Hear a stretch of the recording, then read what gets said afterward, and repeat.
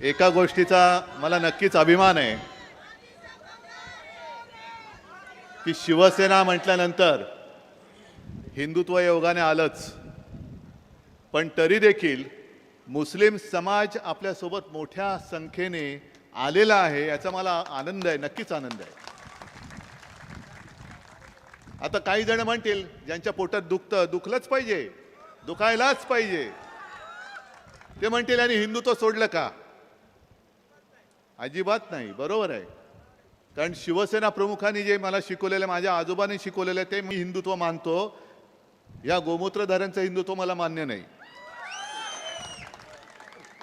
आणि जे शिवसेना प्रमुख सांगायचे, कधी पण मी भाषणातली वाक्य काढून दाखवू शकतो की कधीही शिवसेना प्रमुख सामान्य मुस्लिम समाजाबद्दल एक अपशब्द सुद्धा बोललेले नाही. ते नेहमी बोलले ते अतिरेक्यांविरुद्ध आणि देशद्रोह्यांबद्दल बोललेले आहेत.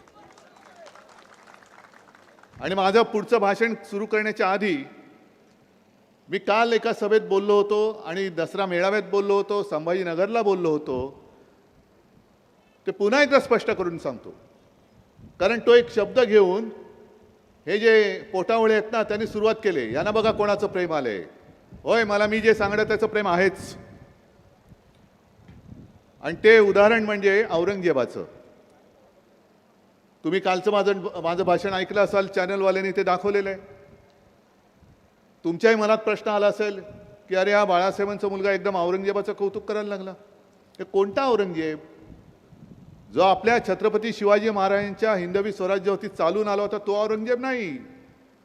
तर काश्मीरमध्ये आपल्या सैन्यातून आपल्या देशासाठी अतिरेक्यांशी जो लढला आणि सुट्टी असताना तो परत चालला, तो घरी जात होता, मधल्या रस्त्यातून त्याचं अपहरण केलं गेलं, अतिरेक्यांनी अपहरण केलं, पाकड्यांनी अपहरण केलं आणि त्याला हाल करून मारला.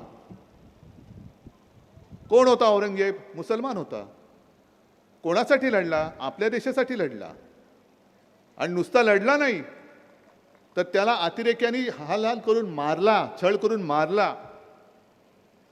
मग तो औरंगजेब मुसलमान असला तरी आपल्या देशासाठी ज्यांनी बलिदान केलं तो आपला मानायचं नाही? मानायचं नाही. आणि हेच तर आमचं हिंदुत्व आहे. आमचं हिंदुत्व हे देवळात घंटा बडवणारं नाही आहे, अतिरेक्यांना ठोकणार आहे.